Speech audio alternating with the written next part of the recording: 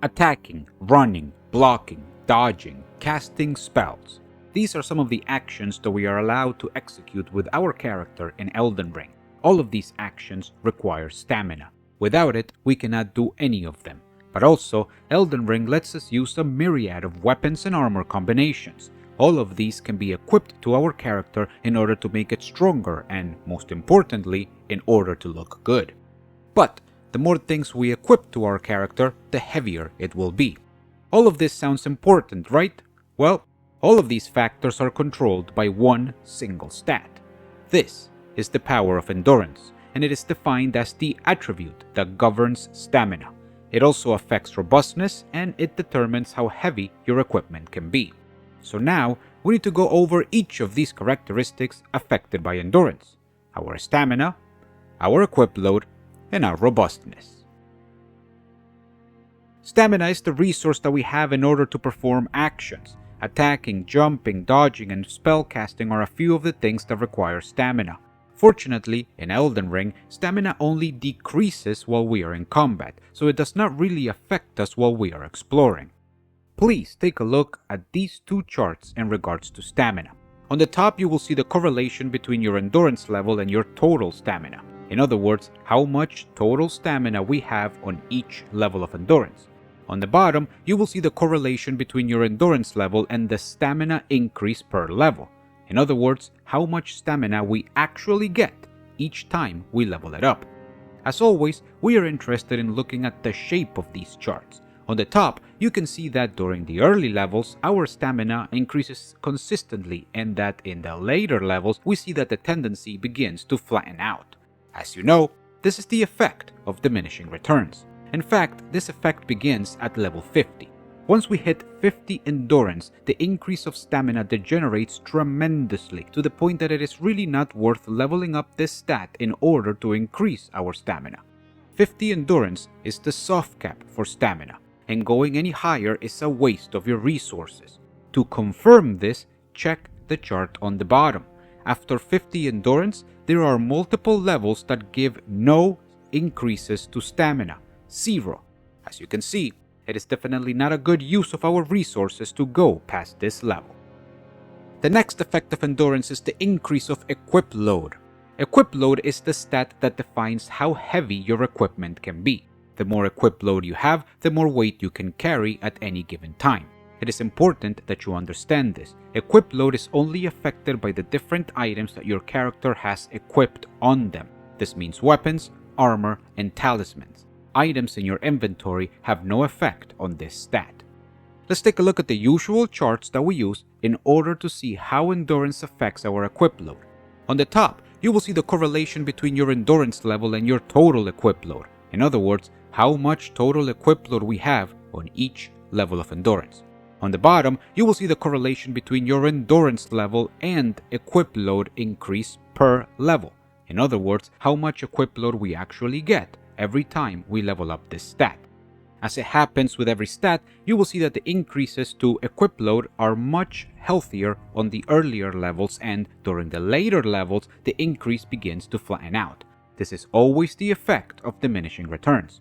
That being said, you might notice that the difference is not that pronounced, and it so happens that equip load suffers diminishing returns in a much more relaxed way. This does not mean that it's not affected by it though. If we move on to the chart on the bottom, you will see that up to about level 23, we get a good return in equip load for every point of endurance we spend. At level 24, there is a lesser benefit obtained that gradually increases up to level 60, where it suffers a much more pronounced drop in returns. From this, we can see that when it comes to equip load, there is a first soft cap at about level 23, and then a second soft cap very clearly defined at level 60. After level 60, diminishing returns get aggressive, and it is really not recommended to go past this level. Now that we know the corresponding soft caps for equip load, it is time that we talk about what this does for our character. In fact, equip load is one of the most important stats in the game because it governs and manages the movement of your character. In Elden Ring, equip load is handled on a percentile base using 3 concepts: current weight, maximum weight, and load type. Let's establish what these are. Current weight is the total amount of weight of all the armor, armaments, and talismans that your character has actively equipped at any given time. Maximum weight is the total weight of all armor, armaments, and talismans that your character is allowed to have equipped all together at any given time. Load type is the correlation between your current weight and your maximum weight, and it establishes the type of movement that your character is allowed. Load type is determined on a percentile basis, and we obtain this percentage by dividing current weight by maximum weight. The result will determine what kind of load and what kind of movement your Tarnished has. There are 4 types of loads: light load, medium load, heavy load, and overload. Light load is the lightest load available in the game, and it is obtained when our equip load is 29.9% or lower. In other words, less than 30%. This load gives us a fast dodge roll with 13 iframes and 8 recovery frames. It also has increased roll distance, and it slightly increases the speed of our backstep recovery. Medium load is the standardized load for our character, and it is obtained when our equip load is between 30 and 69.9%. It provides a standard dodge roll with 13 iframes and 8 recovery frames. The distance traveled by this load is fair, and it is the most common load type that most builds run. Generally speaking, this is the equip load that you want to aim for. Heavy load is the slowest load type in the game, and it is obtained when our equip load is between 70 and 99.9%. It provides a slow dodge roll with 12 iframes and 16 recovery frames. In this load type, we get a penalization to our stamina recovery rate. This means that regeneration is slower with a heavy load. Also, fall damage is marginally increased at this equip load. It is not by much, but it is there. Finally, overload is the worst load type in the game, and it is obtained when our equip load is at 100% or higher. In this load type, we are over encumbered, meaning that we are no longer able to dodge roll or jump. Furthermore, basic movement such as walking and running becomes slower. Our stamina recovery rate continues to be penalized, making regeneration slower when over encumbered. Finally, fall damage is substantially increased when overloaded. From 100% to 150% equip load, fall damage is increased by 10%. Furthermore, if we are over 100% equip load, fall damage is increased by 30%. As you can see, controlling your character's equip load will have massive effects on gameplay. It is always a good idea to keep this in mind when trying out a new weapon or armor combination. In the last section of this video, we spoke about the different load types that our character can have and what kind of mechanics and effects they bring to the table. Particularly, we spoke about the kind of dodge roll that we get from each load type. I want to explore this further and establish the different distances that each dodge roll covers. In order to do this, we need to obtain some control parameters. It is difficult to determine how much distance a dodge roll covers because it is difficult to establish a sense of distance. What is the exact visual representation of a meter in Elden Ring anyways? So, the first objective is to get exactly that, some kind of visual representation that will help us determine distance and how far each of the different dodge rolls can go. To achieve this, we will be conducting our testing in one of the corners of the Bestial Sanctum in the northeast of Dragon Barrow. The floor of this location is conveniently lined up with these stone tiles shaped like squares. This is useful. Our testing will consist of lining up our character at the exact same spot every time with different equip loads, and we will be dodge rolling forward to see how much distance it travels, represented by the amount of floor tiles it is able to overcome. The starting point for each test will be this corner here. By this nook in the wall, we will position our character so that the heel of the right foot is approximately at this spot. From this spot, we will roll and count the squares it travels. We will be doing this for each dodge roll, represented by its equip load: light load, medium load, heavy load, and overload. My dear viewer, please be advised of the following. This testing is not perfect, and it is not absolute. I honestly had a hard time figuring out how to best show this visual representation of what these dodge rolls look like. Furthermore, obtaining consistent data from this testing was abhorrent. There are many variables that have to do with human error, particularly with the timing of how I executed each test. As a result, what I will be showing you next is to be taken as an approximation and as a visual aid that helps you understand the differences of each roll. The conclusions of these testings can be taken in good faith, but they are just a proof of concept. They are not exact. With this understood, let's begin.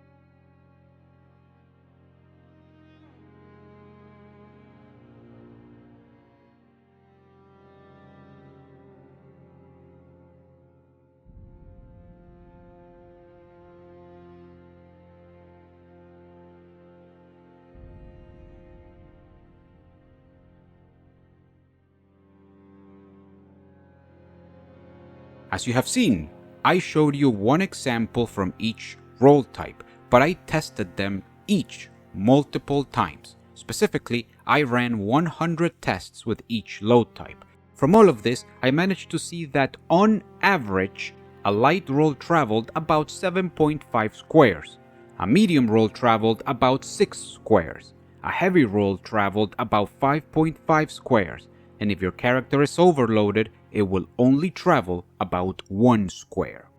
If we accept that the medium load is the standard for all characters, then we can conclude that, once again, on average, a light roll travels about 25% more distance than the medium roll. A heavy roll travels about 8% less distance than a medium roll. And if the character is overloaded, then it will travel about 83% less distance than a medium roll. As mentioned before, remember that these are just visual approximations. It is a proof of concept.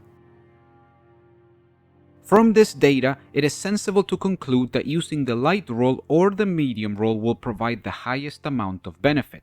The medium roll is the most well-rounded thanks to its combination of good distance and iframes, as well as the opportunity to wear better armor.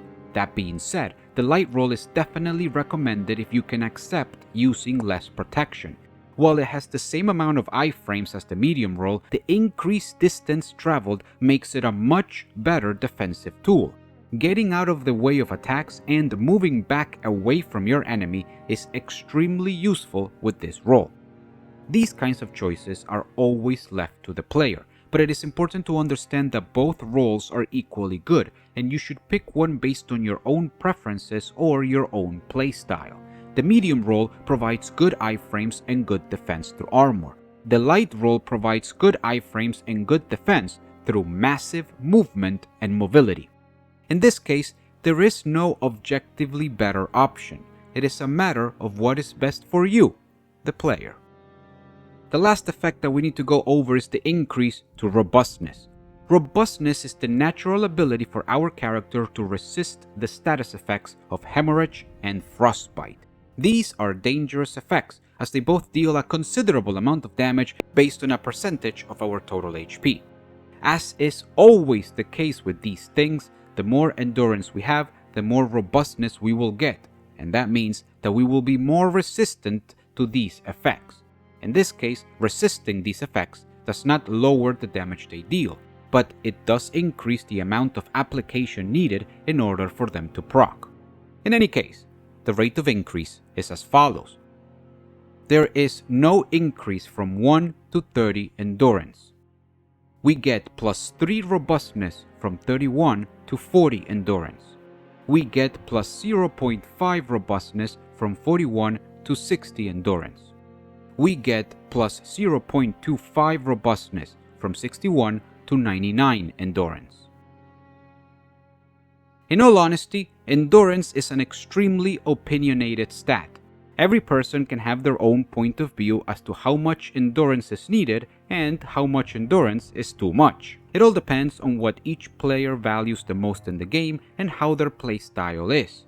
Nevertheless, no matter what your personal opinion may be, it is impossible to ignore the fact that this is one of the most important stats in the game.